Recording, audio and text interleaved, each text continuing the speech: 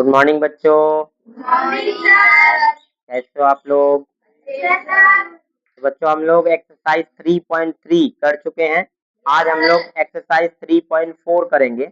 Exercise 3.4 करने से पहले हम लोग जो चतुर्भुज के प्रकार पढ़े हैं उनमें एक और विशेषता है, उसके बारे में जानेंगे, फिर इस एक्सरसाइज को करेंगे। ये जो विशेषता है ये आपके इस एक्सरसाइज के दृष्टिकोण से बहुत जरूरी है। आपने ऐसा प्रश्न सुना होगा, क्या सभी वर्ग आयत होते हैं?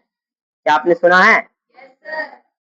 तो इसका उत्तर क्या हो सकता है? वैसे तो आपको मालूम है कि वर्ग की क्या विशेषता है, समानांतर चतुर्भुज की क्या विशेषता, आयत की क्या विशेषता है, तो जवाब दे सकते हो। लेकिन जो अभी आपके सामने हमने एक डायग्राम बनाया है, अलग अलग वृत्त में अलग अलग चतुर्भुज को दिखाया है, इस डायग्राम को वेन डायग्राम कहते हैं। कौन सा डायग्राम? कौन सा कहते हैं? VENDIAGRAM,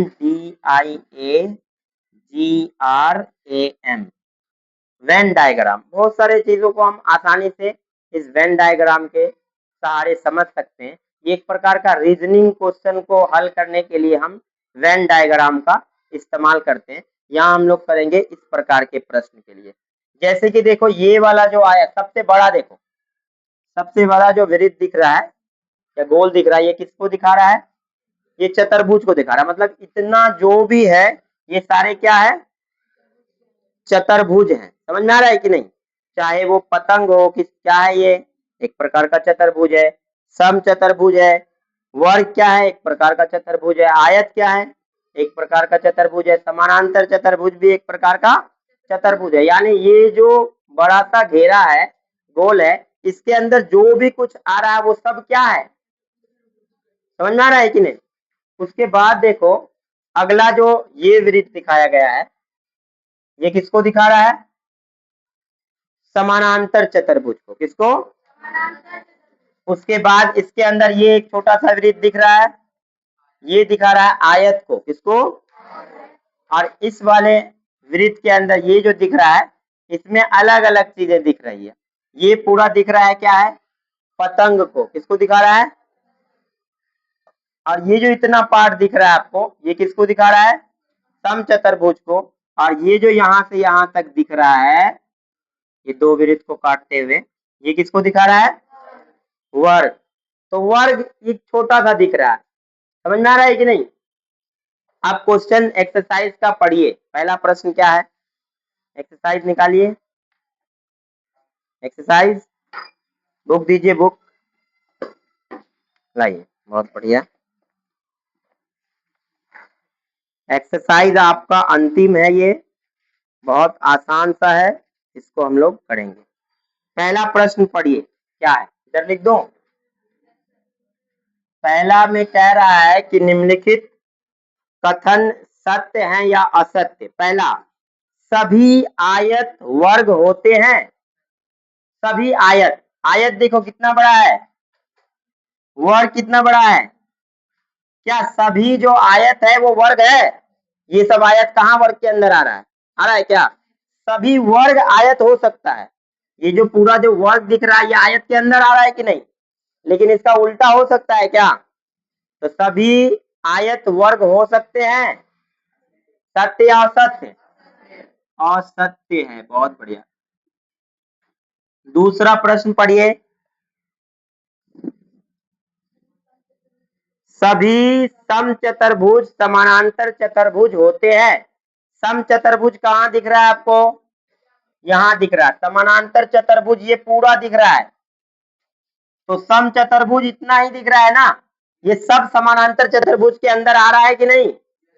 आ रहा है। इसका मतलब सभी समानांतर सम चतुर्भुज समानांतर चतुर्भुज होते हैं। सत्य या असत्य?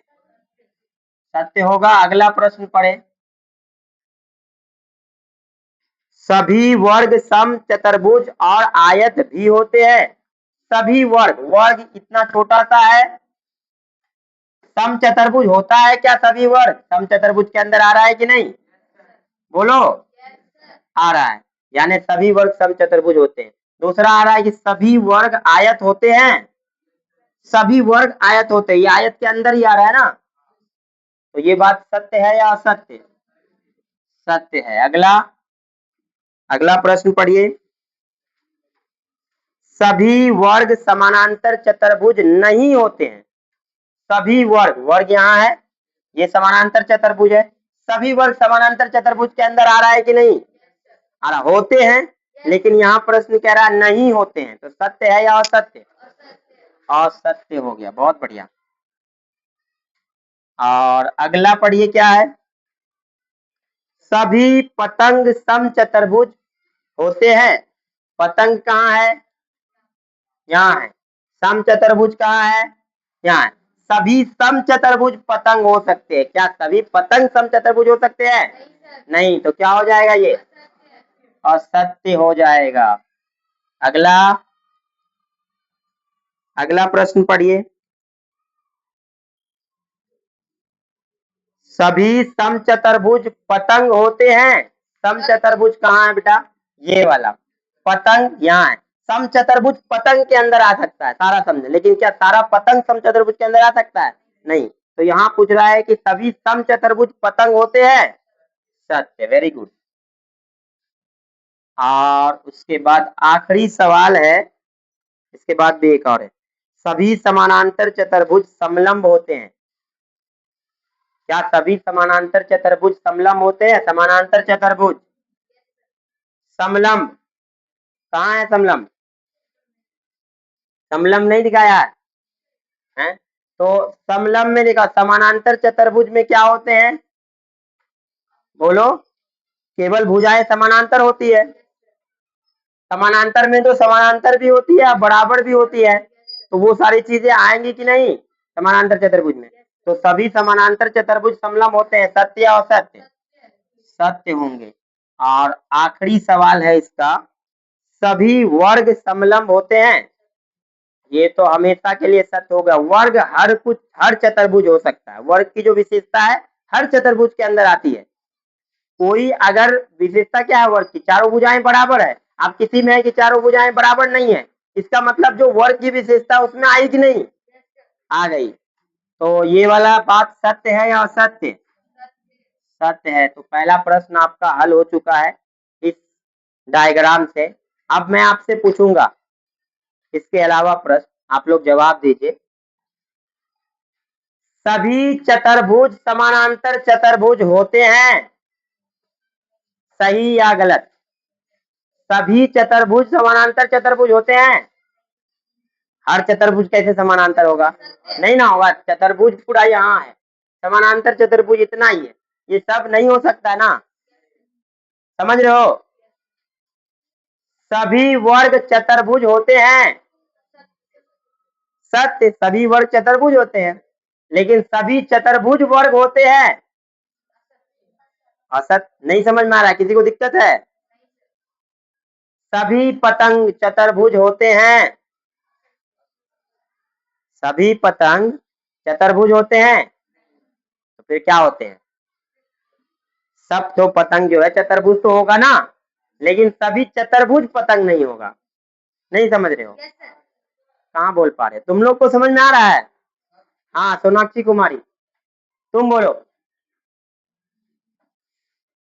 सभी समानांतर चतुर्भुज आयत होते हैं। देखो डायग्राम अच्छे से ध्यान से। समानांतर चतुर्भुज इतना है, आयत इतना है। सभी समानांतर चतुर्भुज क्या आयत हो सकता है? वेरी गुड, नहीं हो सकते, लेकिन सभी आयत समानांतर चतुर्भुज हो सकते हैं। बहुत बढ़िया, लिख लीजिए यहाँ तक।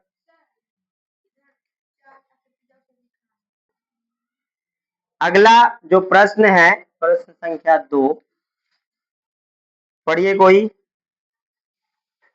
पढ़ देता हूं। उन सभी चतुर्भुजों की पहचान कीजिए जिनमें पहला, ए नंबर, चारों भुजाएं बराबर लंबाई की हो। तो वो कौन कौन से चतुर्भुज है जिनके चारों भुजाएं बराबर होती है? बताओ। पहला कौन होगा? वर्ग होता है, बहुत बढ़िया। दूसरा समचतुर्भुज, बहुत बढ़िया, समचतुर्भुज। और कोई होगा ऐसा चतुर्भुज जिसकी चारों भुजाएं बराबर होती है? नहीं। तो उत्तर मिल गया। अगला है प्रश्न, इसी का बी नंबर 4 समकोण हो, यानी वैसा चतुर्भुज जिसके 4 कोण 90 डिग्री हो। कौन कौन से होते हैं बताओ? पहला वर्ग होता है, बहुत बढ़िया। दूसरा, कितना आसान सा प्रश्न सब है ना, आयत। हो गया, ये प्रश्न हल हो चुका है, 2 ही प्रश्न थे इसमें। अगला 3 नंबर देखिए, बताइए कैसे एक वर्ग एक चतुर्भुज है। पहला, बताइए कि एक वर्ग कैसे एक चतुर्भुज है, यानी वर्ग एक चतुर्भुज है कैसे। तो चतुर्भुज की जो विशेषता है, अगर वर्ग में आती है, इसका मतलब कि वर्ग एक प्रकार का क्या है? चतुर्भुज है। तो चतुर्भुज की विशेषता क्या है कि उसमें 4 भुजा होते हैं। वर्ग में 4 भुजा होते हैं। वर्ग में कितने भुजा होते हैं? उसमें चतुर्भुज के 4 कोण होते हैं। वर्ग में 4 कोण होते हैं। चतुर्भुज के चारों कोण का योग 360 डिग्री होता है। क्या वर्ग के चारों कोण का योग 360 डिग्री होता है? चतुर्भुज में 2 विकर्ण होते हैं। क्या वर्ग में 2 विकर्ण होते हैं? चतुर्भुज में 4 शीर्ष होते हैं। क्या वर्ग में 4 शीर्ष होते हैं?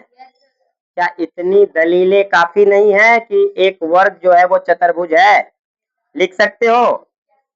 जो अभी मैंने बोला यही लिखना है। आप वीडियो रिकॉर्ड हुआ है तो उससे आप लिख सकते हैं, कोई दिक्कत नहीं। अगला अगला इसी में प्रश्न है कि एक वर्ग समानांतर चतुर्भुज होते हैं। वर्ग एक समानांतर चतुर्भुज होते हैं, बताओ कैसे। तो समानांतर चतुर्भुज की विशेषता वर्ग में होनी चाहिए, तभी एक वर्ग जो है वो समानांतर चतुर्भुज होगा। तो बताइए कैसे, इसका उत्तर लिख देते हैं। बोलिए, एक वर्ग समानांतर चतुर्भुज कैसे होता है? तो समानांतर चतुर्भुज की सम्मुख भुजाएं बराबर होती है और समानांतर होती है। क्या वर्ग में होते हैं? तो लिख दीजिए,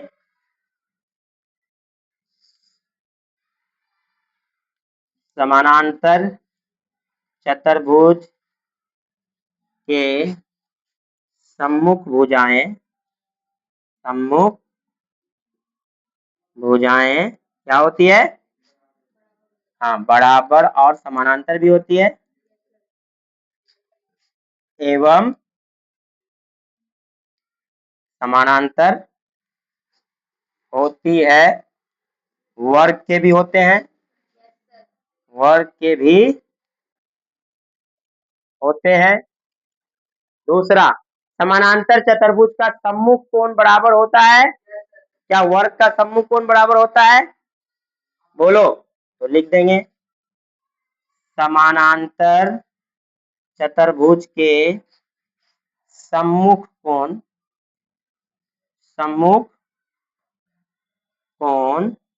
क्या होते हैं? सम्मुख कोण का मतलब आमने सामने का। ये समानांतर चतुर्भुज है तो इसका ये कोण किसके बराबर होगा? मान लो ABCD एक समानांतर चतुर्भुज है, तो ए कोण किसके बराबर होगा? सी के कोण बी किसके बराबर होगा? वर्ग में होता है क्या? वर्ग में तो सब 90 डिग्री होता है, तो होना ही होगा। क्या वर्ग में तो सब 90 डिग्री होता है, तो होना ही होगा। समानांतर चतुर्भुज के सम्मुख कोण बराबर होते हैं, बराबर होते हैं वर्ग में भी, ठीक है।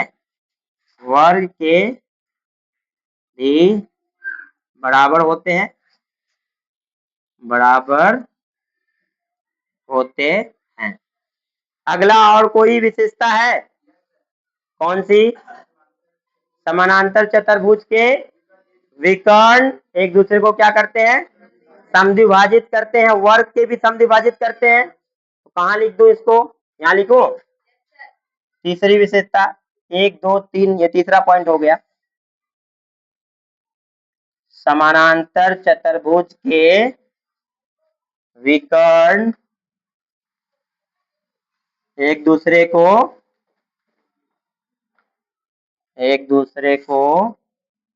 क्या करते हैं?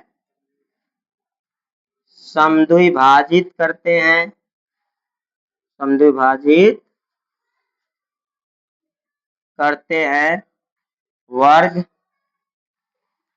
के भी विकर्ण एक दूसरे को क्या करते हैं? समद्विभाजित करते हैं, समद्विभाजित करते हैं। और कोई विशेषता है? बोलिए। ये समानांतर चतुर्भुज है, ये इसके विकर्ण है। अब विकर्ण के जो कोण होते हैं, ये कोण और ये कोण बराबर होते हैं, एकांतर कोण और ये कोण बराबर होते हैं, वर्ग में भी होते हैं।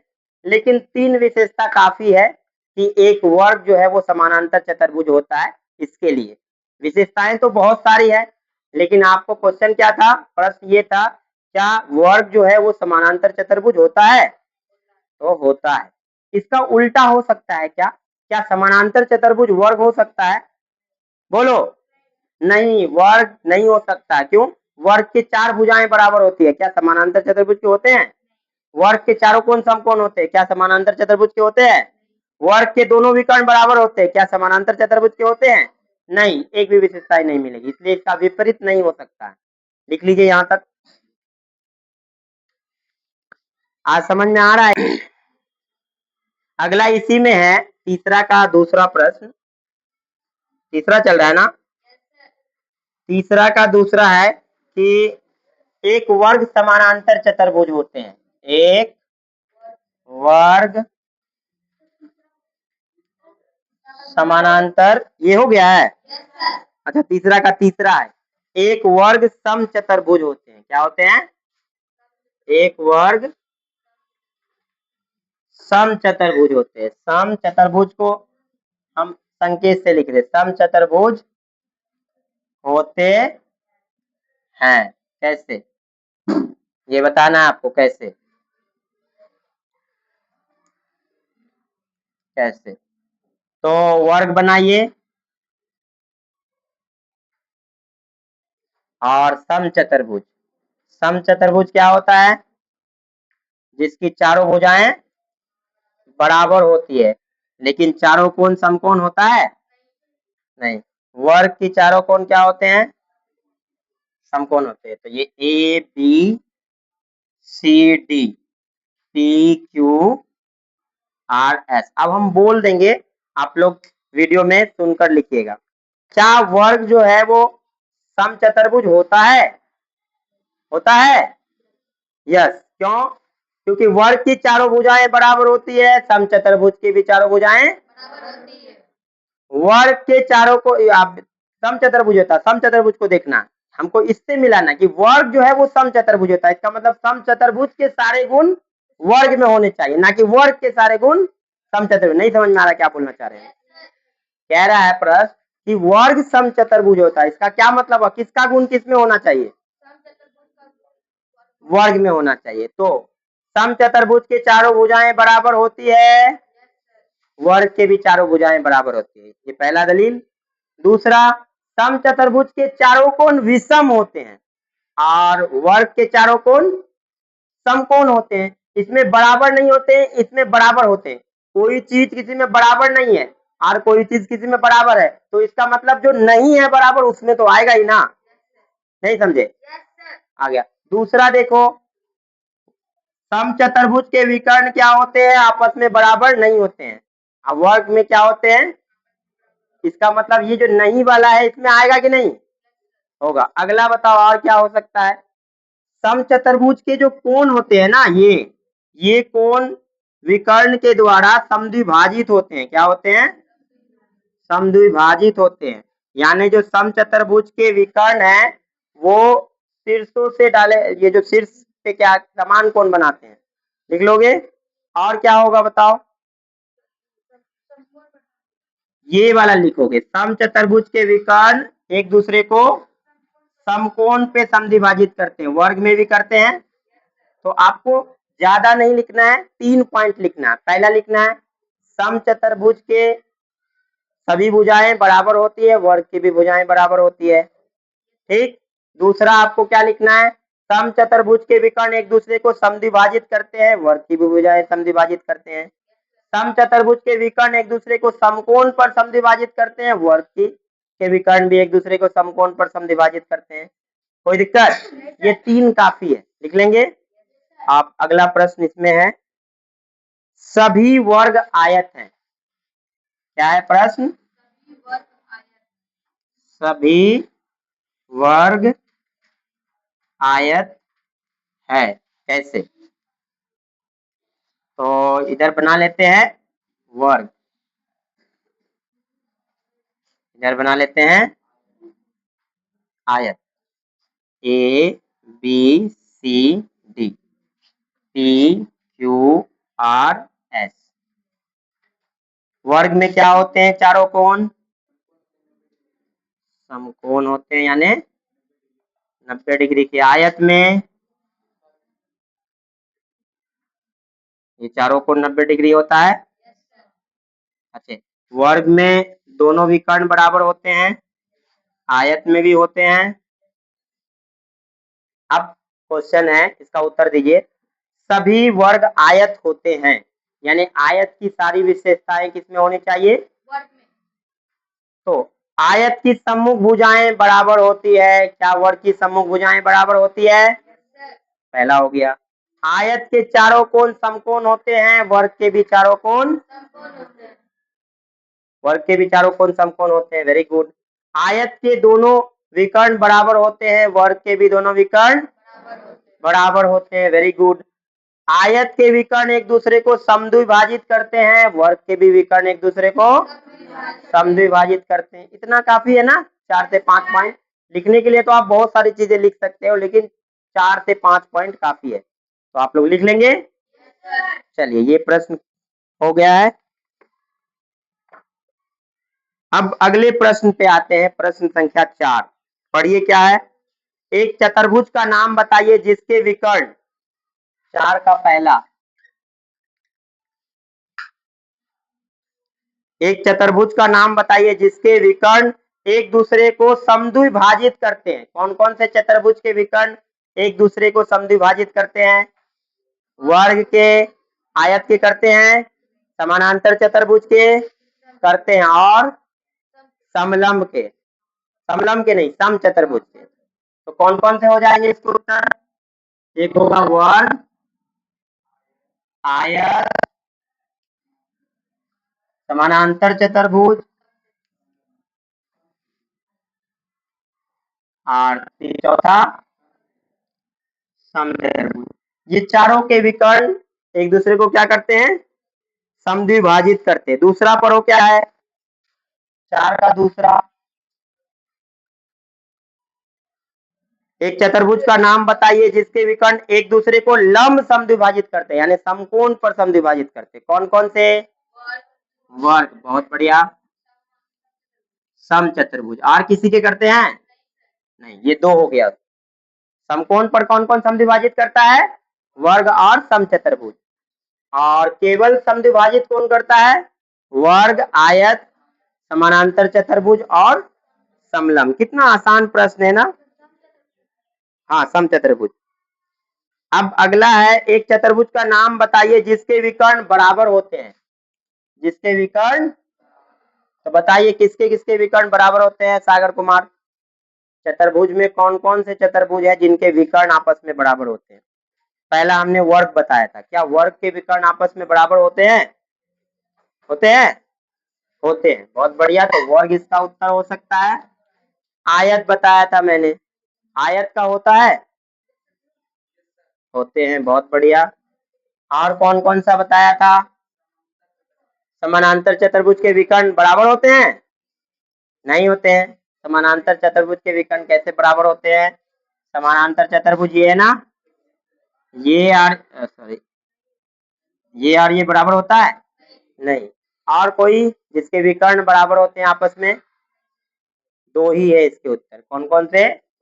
वर्ग और आयत। वेरी गुड, बैठ जाइए। यहाँ तक आपका प्रश्न खत्म हो गया है 4। अब 5वां प्रश्न भी बहुत आसान है, पहले यहाँ तक लिख लीजिए।